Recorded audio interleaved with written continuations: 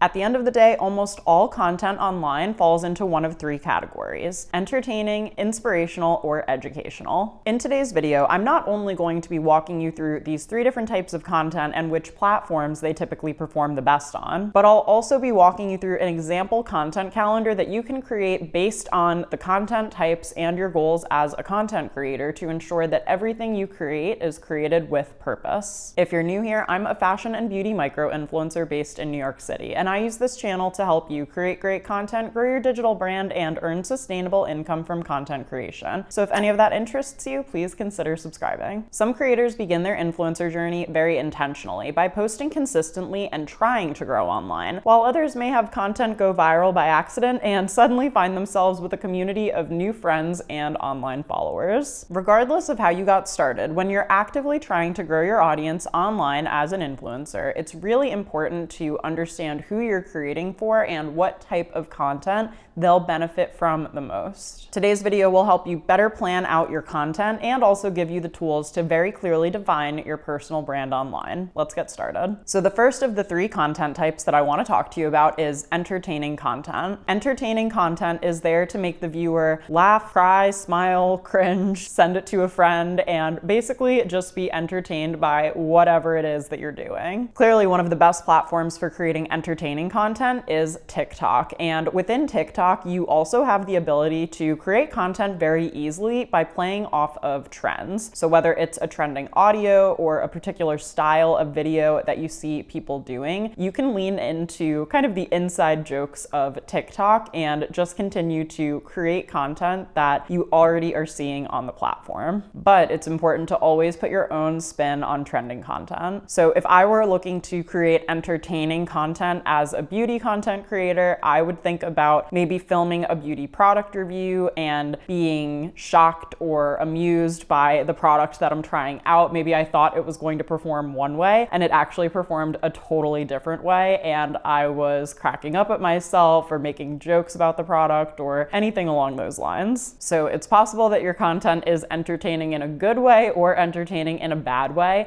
That is all up to you, but as an entertainer, you have so many opportunities to not only influence your audience with just your personality and humor, but to also think about how you might work with brands, integrating products that you love, or affiliates, or things like that, to think about your entertainment content still with a business mindset. The second major content type is inspirational content. And when you think back to the early days of a platform like Instagram, we had these heavy filters, we just were able to post still photos, so it was really about creating this curated image of your life and kind of making things, I guess you could say finding the beauty in every day, but really kind of positioning it as the most poised, filtered, beautiful version of your own life. I think we've really changed a lot since the early days of a platform like that, and I think that inspirational content now is more about having someone think in a different way or feel motivated or just really kind of inspired, obviously, but more so than that, being super authentic in your inspirational content and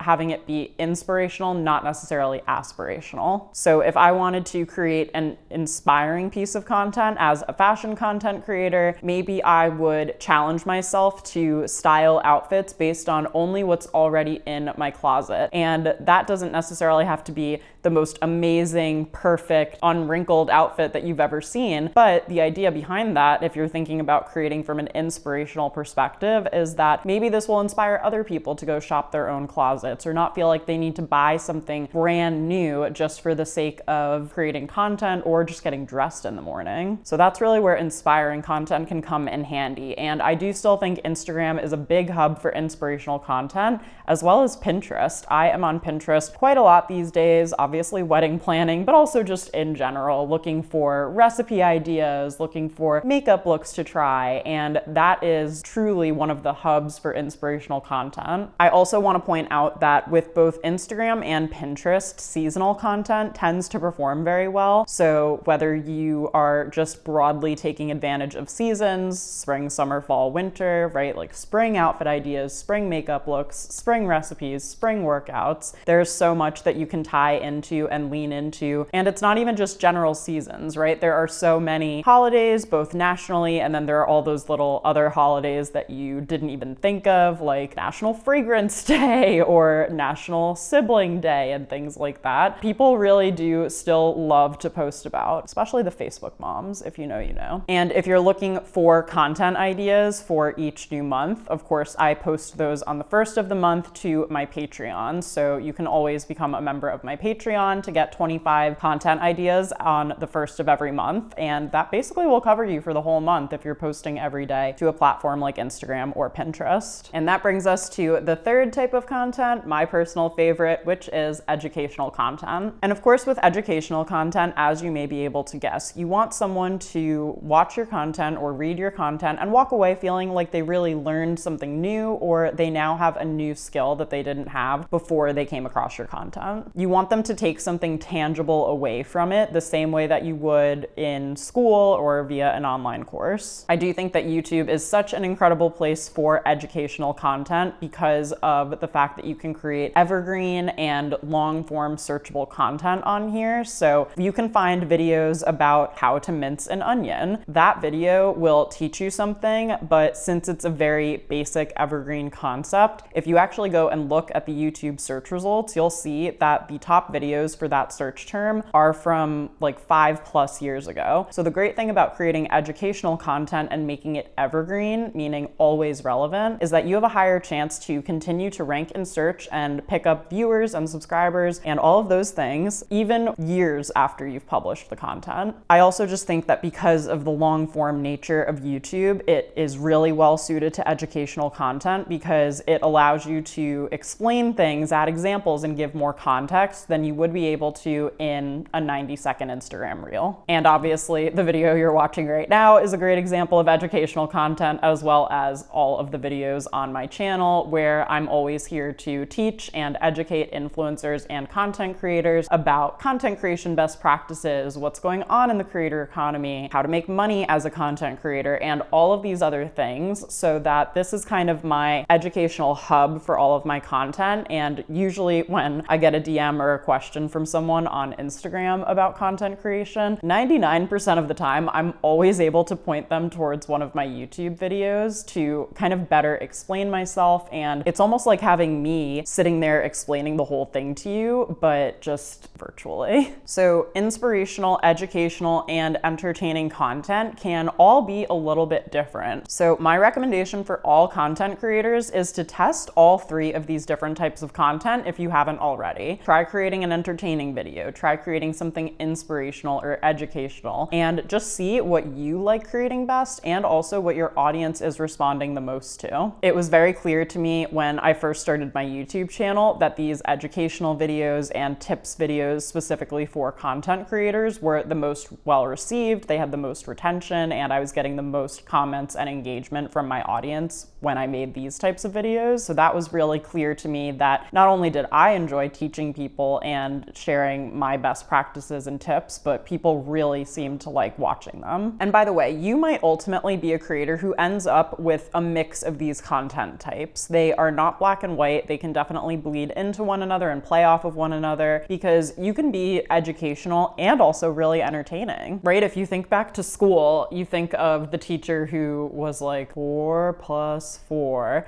and then you think of a teacher who used really engaging examples, would crack jokes and things like that, and that class was probably a lot more fun to attend. So don't feel like you need to be something you're not. If you're not a jokester, that's okay. You don't have to force that into your content, but just think about which one of these you generally identify with the most, and actually leave a comment down below and let me know. Do you really like creating inspirational, entertaining, or educational content? And just keep that in the back of your mind when you plan content and when you think about how you can help your audience. And on that note, whenever you're planning content for your platforms, I think it's so important to keep your overall goals as a creator in mind when you're planning content. I think that as content creators, we all have different goals, whether it's just in the short term with our content or whether we have a more long-term plan for what we think being a content creator can help us achieve. So let's just take beauty as an example and go through a couple of different goals that different beauty creators might have. It's possible that you are a professional makeup artist or hairstylist, and your ultimate goal with creating content is actually customer acquisition. You want to create content content and have people book you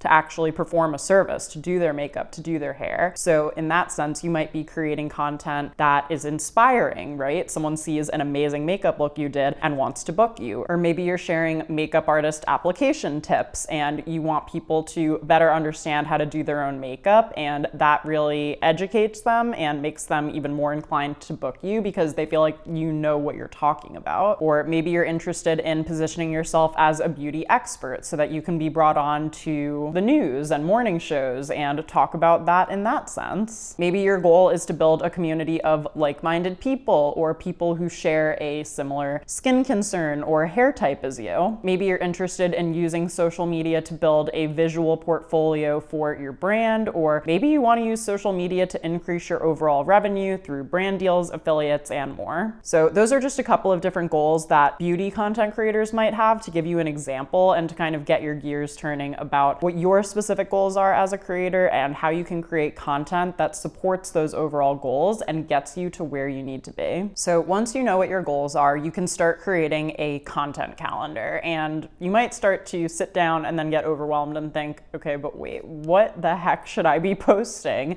if I want to create this content that supports my goals? And I'm so glad you asked, because the simplest way that I come up with a content calendar for myself is by incorporating my content pillars. So a content pillar is basically a subcategory of your personal brand that you find you create content around. We actually talk more about content pillars inside my free guide, the Influencer Launchpad, so I'll be sure to leave a link to that down below in case you'd like to grab your free guide after this video and check it out. But for example, my personal content pillars are fashion, beauty, content creation tips, and life in New York City. And my content pillars are kind of spread out amongst my various platforms in different ways. For example, my YouTube channel is very heavy on the content creator tips, but you can see I even have used examples of fashion and beauty in this video, and that's just referencing and tying into my expertise in those areas while still maintaining my content tips pillars and still giving you what you expected when you clicked into my video. But it's possible that you might be a fashion content creator solely, so you might want to find content pillars within that broader category of fashion to post about on your channels. So it's possible that as a fashion content creator, you might find that you have more of a specialization, whether that is styling, trend forecasting, affordable fashion, luxury fashion, secondhand and sustainable fashion, or even having a specialization apart from,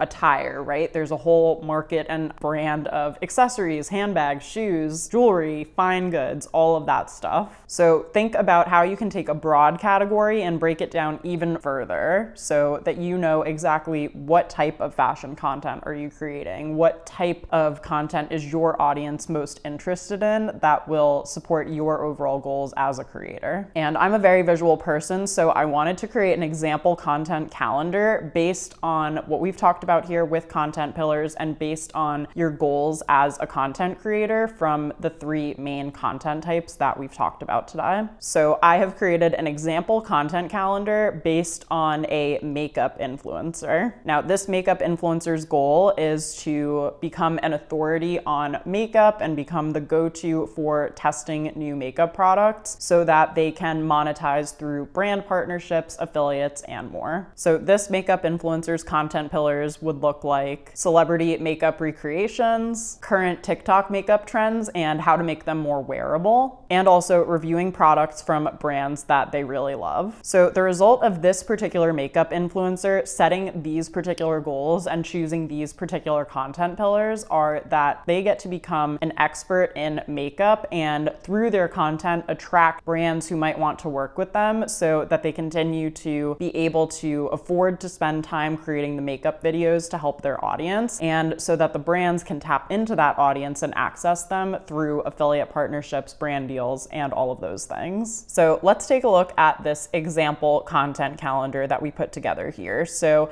if this creator wanted to post 3 times a week on TikTok, if that was their main platform, then they could take 3 days a week and post with one of their content pillars. So maybe Monday is all about celebrity makeup recreations. Maybe Wednesday is all about trends that this creator has noticed on TikTok. And then maybe Friday is always a new product review. So by utilizing your content pillars to inform your posting calendar, you can make sure that you're kind of evenly cycling through your different content pillars. And I usually recommend creators have between 3 and 5 content pillars. So this way you're able to always be touching on the different components of your personal brand and what you are creating, but you're also able to mix it up a little bit, always have something new to post so that you don't get bored creating the same exact content over and over again. If you have 3 content pillars and you post 3 times a week and can come up with 3 ideas, then you almost have a month's worth of content right there. So that's an exercise I strongly recommend going through, and again, I walk you through that a little bit more and talk about that more in depth inside the Influencer Launchpad. The other thing I want to make sure I add here about the 3 main types of content and the content you're creating online is to always make sure that you feel like you really come through in the content. And a lot of this comes back to tone. So is your tone friendly and helpful? Is your tone more serious or more playful? All of that can really help inform and shape your content, especially when video content is so important in our industry right now, because that can be the make or break between